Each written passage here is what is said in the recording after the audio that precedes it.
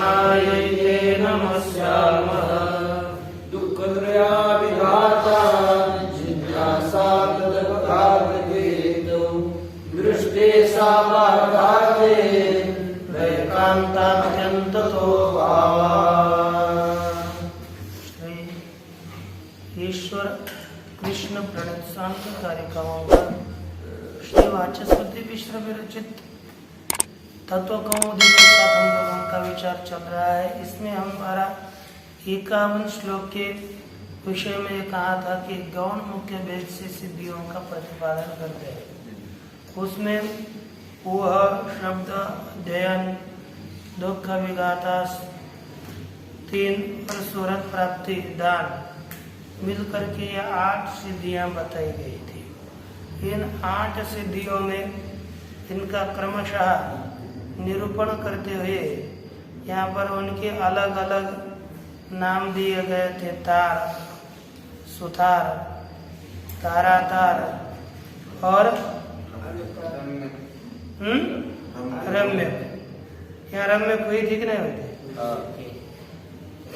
अच्छा, अब इसके आगे का अष्टम देख लीजिए। सुरुत प्राप्ति को ही क्या बताया था? रम्य। अब दान का निरूपण करते कहते दानम च शुद्धिर विवेक ज्ञानस्य दैप शोधने इति अस्मात् धातुर्दान पदयुत्पत्ते है। देखो दान दान दाने इत्यादि बहुत अलग अलग धातु है। यहाँ पर दैप शोधने धातु से आदेश उपदेशी थी सूत्र के द्वारा अशुभ प्रत्यय अशुभ भिन्न प्रत्यय आगे होने पर क्या हो जाता है? आकार हो जाता है। ऐ को आकार हो जाता है। ऐ को आकार हो जाता है।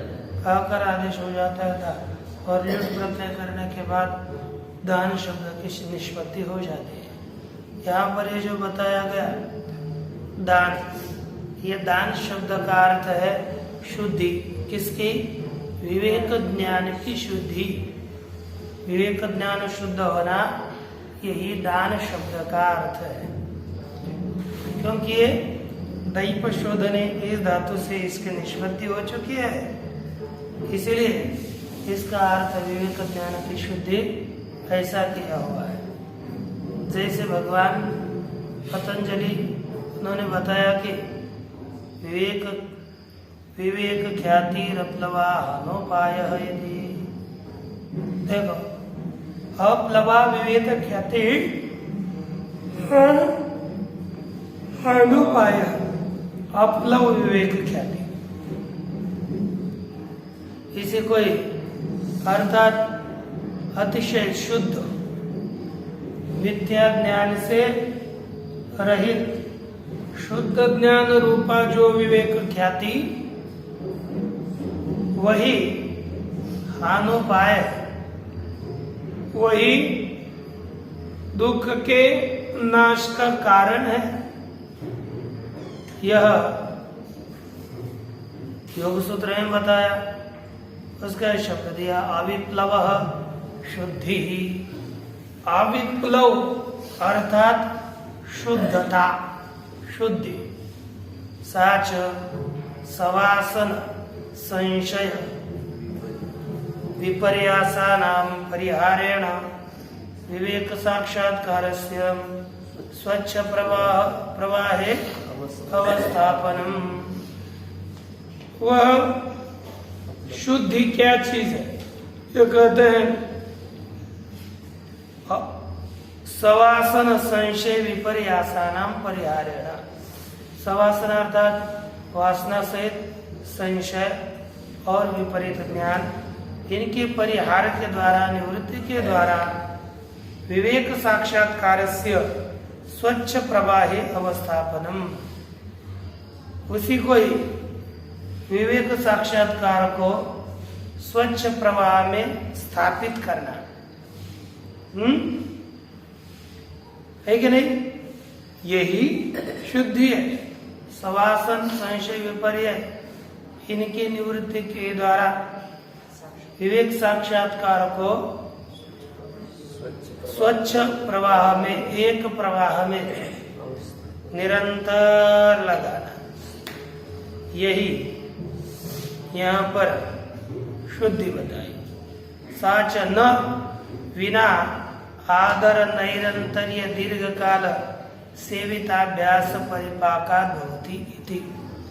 कहते यही शुद्धि, हरिओम, यही शुद्धि यदि प्राप्त करनी है तो आनंद नैरंतर्य, आदर सहित, निरंतरता सहित, दीर्घकाल सेविताभ्यास परिपाकात्, दीर्घ काल में सेवन किया हुआ जो अभ्यास, उस अभ्यास के परिपाक के बिना यह शुद्धि नहीं होती।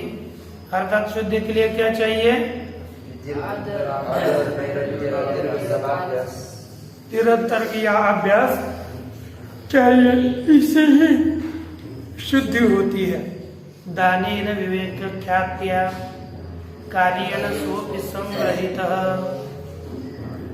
कहते दानेन अर्थात विवेक ख्याति के द्वारा, कार्येण दान रूप विवेक ख्याति रूप जो कार्य है उसके द्वारा सह अपि संग्रहित, अर्थात अविप्लव अपि संग्रहित। सायं पंचमी सिद्धि सदा मुदितम उच्यते। यह पांचवी सिद्धि है। कितने प्रकार की सिद्धि है? इसका नाम क्या है? सदा मुदितम, और सदा निरंतर संतुष्ट रहना। तीसरश्च मुख्याः सिद्धयः प्रमोद मुदित मोदमानः इति अष्टौ सिद्धयः। और 3 सिद्धियां मुख्य थी। कंधा आध्यात्मिक, अधिभौतिक और आध्यात्मिक, है ना? ये 3 सिद्धियां दुख विघात रूप, 3 आध्यात्मिक दुख नाश, अधिभौतिक दुख नाश और आधिदैविक दुख का नाश, ये 3 सिद्धियां मुख्य सिद्धियां हैं। तीसरश्च मुख्याः सिद्धयः प्रमोद मुदित मोदमाना इति अष्टौ सिद्धयः। ये 3 और पहली 5 मिलकर कितने हो गए? 8। इनका नाम है प्रमोद मुदित और मोदमानी, इन तीनों का। कोई इसी के विषय में अन्य ही कहते हैं, उनका कथन करते हैं, अन्य व्याचक्षते, दूसरे लोग व्याख्यान करते हैं, विनोपदेशादिना प्राग्भवेयाभ्यासवशात् तत्वस्य स्वयं वहनं यत् सा सिद्धिर्वः।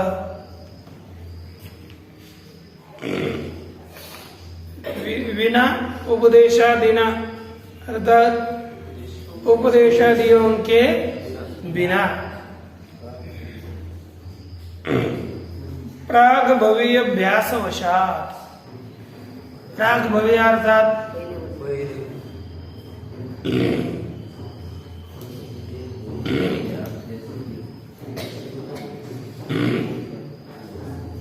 यानी पूर्व जन्म में हो किया हुआ जो अभ्यास,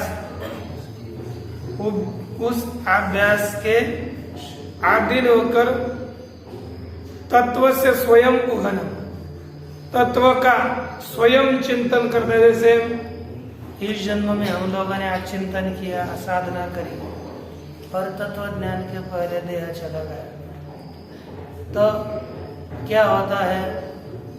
तो अगले जन्म में भी पूर्व में किया हुआ जो अभ्यास, उस अभ्यास के अधीन होकर अगले जन्म में स्वयं तर्क कर लेता है, स्वयं चिंतन कर लेता है। कोई बताए न बताए, बचपन से ही चिंतन में लग जाता है कि नहीं? वही हुआ है, वही तर्क है।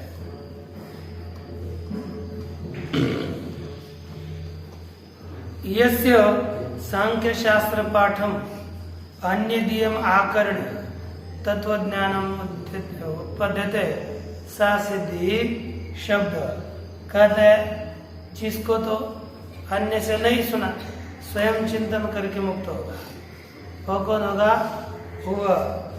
और दूसरा है शब्द। शब्द अब क्या है ना जो जिस पुरुष को है ना ये से अर्थ जी पुरुष जिस पुरुष को सांख्य शास्त्र पाठम अन्यदीयम आकरणे अन्य दिया अर्थात दूसरे ने सांख्य शास्त्र के पाठ का व्याख्यान किया और उसको सुन लिया है ना। सांख्य शास्त्र के पाठ को अन्य दिय कर्तृकम दूसरों ने बनाया हुआ सांख्य शास्त्र के पाठ को सुन करके तत्वज्ञानम उत्पत्ति क्या होता है तत्वज्ञान की उत्पत्ति होती है।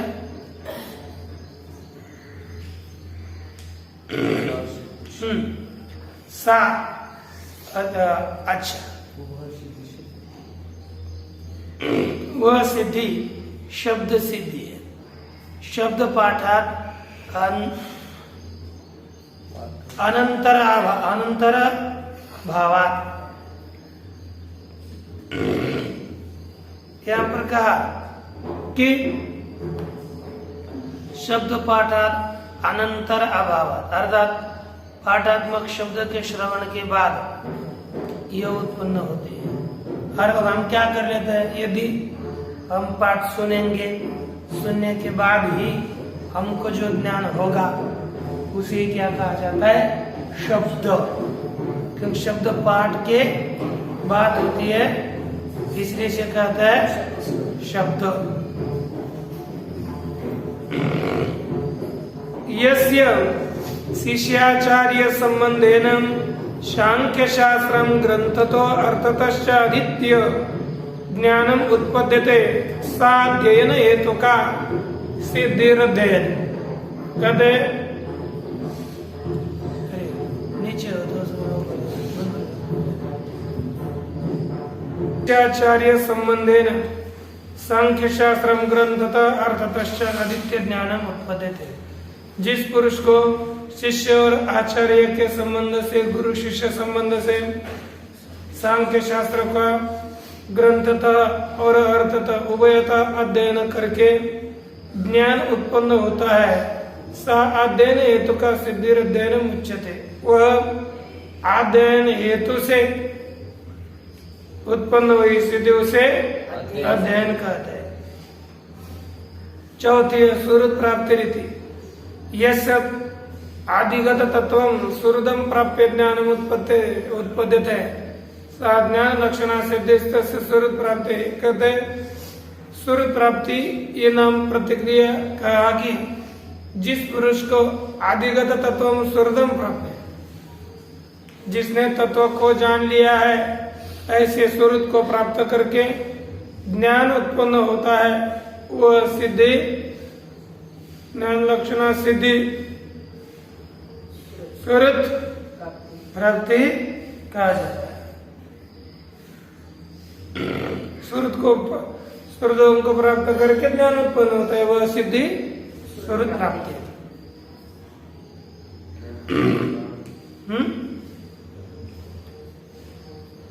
दान सिद्धि हेतु और दान भी सिद्धि का कारण है। दानादि दानेन आराधितो ज्ञानी ज्ञानम प्रयच्छते। किसी को धन दान देंगे धन दान से आराधना किया गया ज्ञानी पुरुष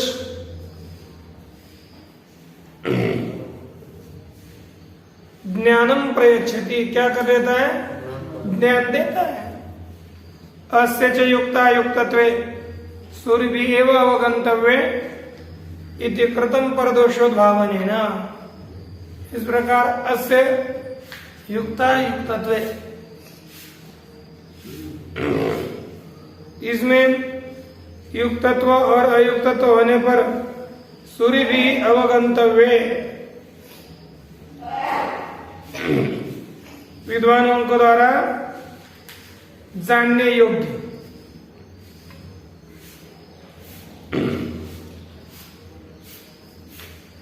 विद्वानों के द्वारा जो जानने लायक है उसमें युक्तत्व अयुक्तत्व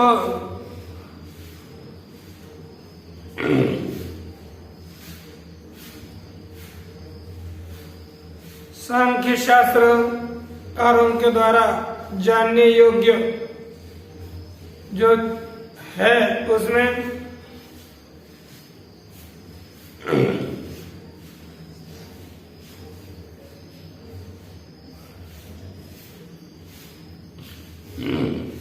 ये विद्वानों के द्वारा ये युक्त अयुक्त तो जानना चाहिए। कृतम पर दोष भावने न, दूसरों के द्वारा दोष का उद्भावन किया तो वह व्यर्थ है। अनेन न सिद्धांत मात्र व्याख्यान प्रवर्तनाम, कहते हैं हम लोगों को ये तो क्या है, युक्त युक्त तो ये तो अच्छा है ये खराब है, ये तो किसने जानना चाहिए, विद्वानों के द्वारा। इसलिए हम दूसरों के मत में दोष का उद्भावन कर रहे हैं वो बंद करते, कोई आवश्यकता नहीं इसके विस्तार की, क्योंकि हम तो केवल सिद्धांत मात्र व्याख्यान प्रवर्तन में केवल सिद्धांत के व्याख्यान के लिए प्रवृत्त हो गए। ऐसे जो हम लोग, ऐसे हम लोगों को अन्य व्याख्यान करना उचित नहीं है। सिद्धि तुष्टि विपर्यण अशक्ति बुद्धि वध सप्तदशधा द्रष्टव्य। सिद्धि तुष्टि और विपर्य के द्वारा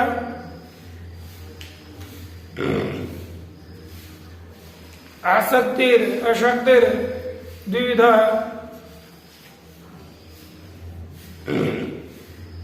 दो अच्छा अशक्तिर बुद्धिवध, आशक्ति जो बुद्धि का वध है वह सप्तदशधा द्रष्टव्य, 17 प्रकार समझना चाहिए।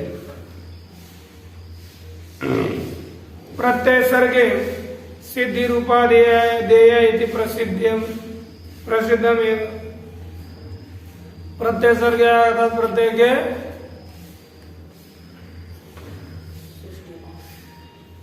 दृष्टि में सिद्धि है। यहाँ प्रत्यय सर्ग में सिद्धि कौन सी है, उपादेय या प्रसिद्धि है।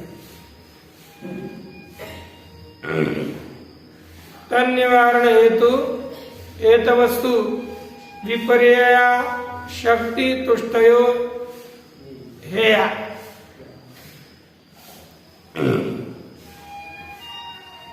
कद विपर्यया शक्ति तुष्टयो हेया, इनका क्या करना चाहिए, त्याग करना चाहिए। सिद्धे पूर्वंकुश त्रिविधा, सिद्धि के पहले 3 प्रकार के अंकुश है। कौन है, सिद्धि के पहले 3 प्रकार के अंकुश है, देख लीजिए।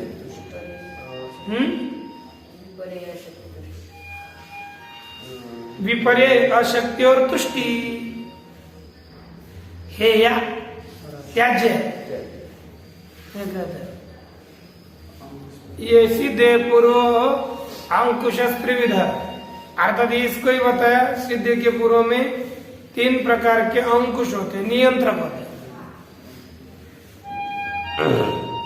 पूर्व इति विपर्यया शक्ति तुष्टि परामर्शित, क्योंकि यहाँ पर पूर्व अंकुश त्रिविधा अर्थात पूर्व से किसका परामर्श किया है प्रस्तुत श्लोक में,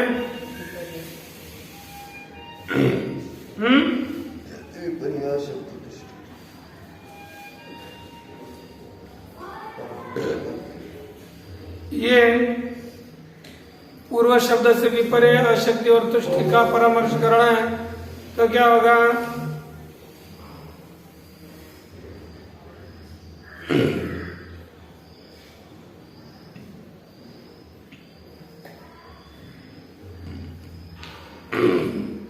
तो क्या होगा, सिद्धि के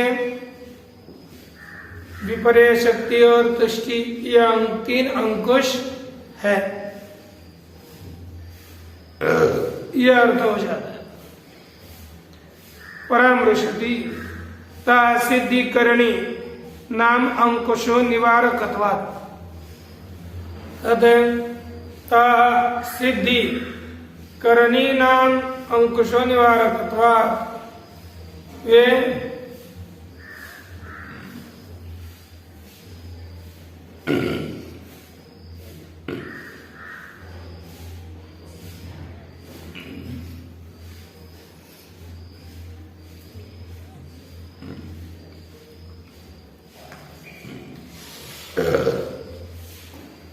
अभी तो बताया ना, ताहा विपर्य अशक्ति और तुष्टय सिद्धिकरणी नाम सिद्धि करीनी नाम अर्थात सिद्धि रूपी जो हाथिनी है, उन हाथिनियों का कौन अंकुश विपर्य शक्ति और तुष्टि, यह क्योंकि निवारकत्वात्, उनका निवारक होने से। अतः सिद्धि परिपंथित्वात्, सिद्धि के परिपंथी विरोधी होने से विपर्य शक्ति तुष्टयो हेया इत्यर्थ। विपर्य अशुद्धि सुक्ति, विपर्य अशक्ति और तुष्टि ये कैसे है? त्याज्य है। अब बावने कारिका की अवतरणिका में बताते हैं कि स्यादेतत् पुरुषार्थ प्रयुक्त सृष्टि है। पुरुषार्थ से प्रेरित यह सृष्टि है, यह होने का सच पुरुषार्थ प्रत्यय सर्गाद्वा तन्मात्र सर्गाद्वा। वह पुरुषार्थ प्रत्यय के सर्ग से होता है, ज्ञान के उत्पत्ति से होता है, अथवा तन्मात्र सर्गाद्वा केवल उस पुरुषार्थ के सर्ग से ही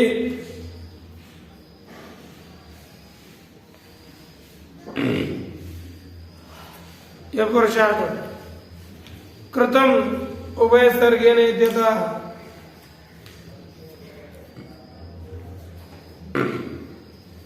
उभय सर्ग बस यही कहते हैं। न विना भाव लिंगम न विना लिंगे न भाव निवृत्ते।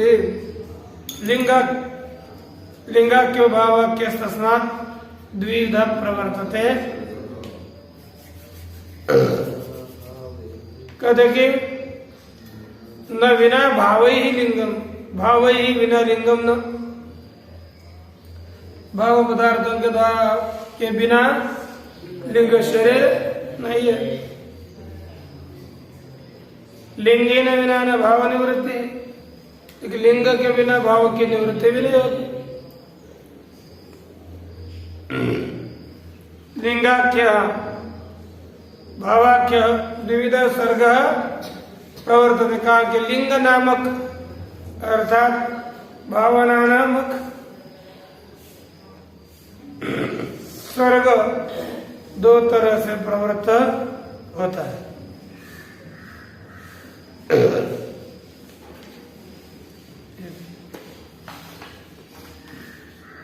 अब इस श्लोक का, प्रस्तुत श्लोक का व्याख्यान श्री वाचस्पति मिश्र जी ने ऐसा किया कि न विनायती प्रत्येक लिंगम इति तन्मात्र सर्गम उपलक्ष्यति। लिंगम यह के तन्मात्र रूप जो सृष्टि है उसको उपलक्षित करती है, लक्षण से उसका बोध कर देती है। भाव ही च प्रत्यय सर्गम, और भाव इस शब्द के द्वारा ज्ञान सर्ग का है ना, भाव इस पद के द्वारा ज्ञान सर्ग की कथन, सृष्टि का कथन किया हुआ है। एतदुक्तम भवति तन्मात्र सर्गस्य पुरुषार्थ साधनत्वं स्वरूपञ्चन प्रत्यय सर्गाद् विना भवति। तन्मात्र सर्ग का पुरुषार्थत्व, पुरुषार्थ साधनत्व और स्वरूप के बिना, स्वरूपम प्रत्यय सर्गाद् विना,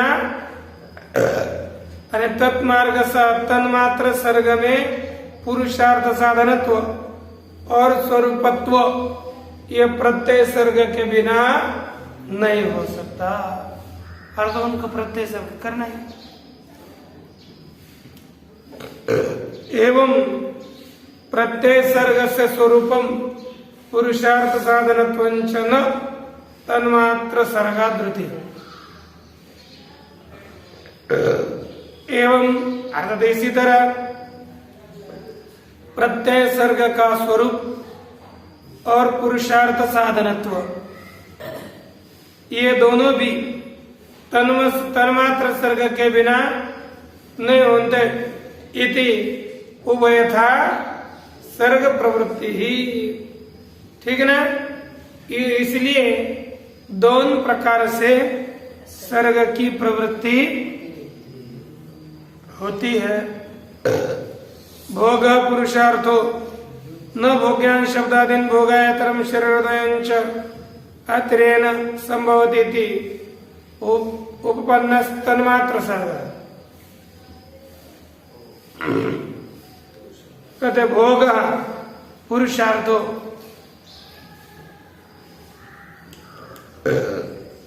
भोग और पुरुषार्थ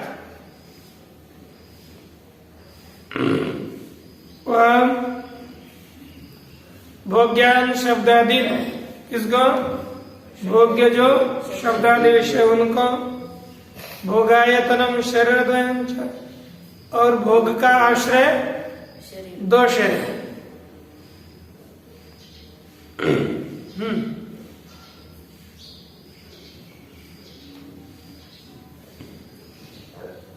अंतरेण देखो भोग पुरुषार्थ ये भोग्यान शब्दादि भोगायतन शरीर द्वयंच अर्थात भोग और पुरुषार्थ ये दोनों सिद्ध होने हैं ना। तो भोगायतन ये भोग्य शब्द इत्यादि और भोग का आश्रय शरीर, इनके आश्रय के बिना संभव नहीं है। इति उपपन्न तन्मात्र सर्ग। इससे सिद्ध हो गया कि शब्द आदि के बिना, स्थूल सूक्ष्म शरीर के बिना यह सर्ग नहीं होता।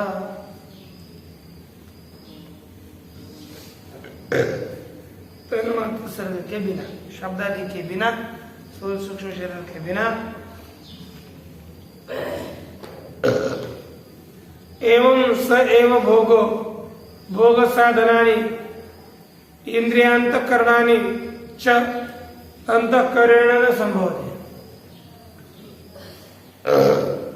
एवं स एव भोगो एवं अर्थात इस तरह स एव अर्थात वही भोग साधनानि इंद्रियाणि अंतःकरणानि च अंतरेण न संभवति। भोग के साधन इंद्रियां और भोग के साधन अंतःकरण के बिना यह भोग संभव नहीं है। न च तानि धर्मादीन भावान विना संभवन्ति। और इंद्रियां अंतःकरण इत्यादि भी वह जो भोग के साधन है, इंद्रिय अंतःकरण इत्यादि, इनके बिना भोग संभव नहीं है। अच्छा, और तानी ये इंद्रिय धर्मादीन भावान विना न संभव। धर्मादि भाव पदार्थ के बिना इंद्रियों की वापसी संभव नहीं है। न जतानी कभी शंका करने वाला बोलता है न जतानी धर्मादीन भावान विना संभवन्ति। और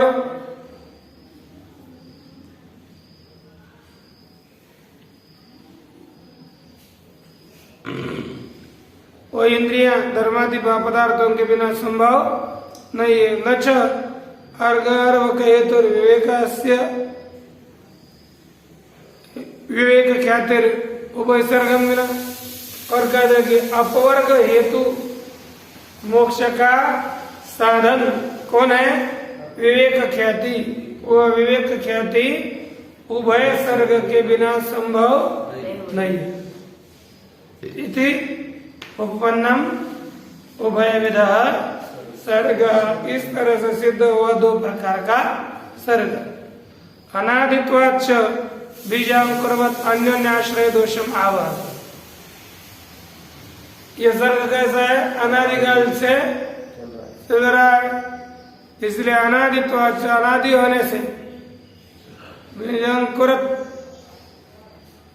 बीजांकुर कुरवन्य आश्रय दोषम आवति। बीज अंकुर के तरह अन्योन्य आश्रय, परस्पर आश्रय है ना, परस्पर आश्रय दोष को ही प्राप्त करता है। कल्पादव अपि, और कल्प के आरंभ में भी प्राचीन कल्पोत्पन्न पूर्व कल्प में उत्पन्न जो भाव लिंग संस्कार है उनके अधीन होकर ही भावलिंगयो उत्पत्ति अनुपन्न, भाव और लिंग की उत्पत्ति अनुपन्न नहीं है। इति सर्वम अवधातम, इस तरह से इसमें सब दोष अवधात अर्थात दोष रहित है, यह प्रतिपादन किया गया। बाकी विषय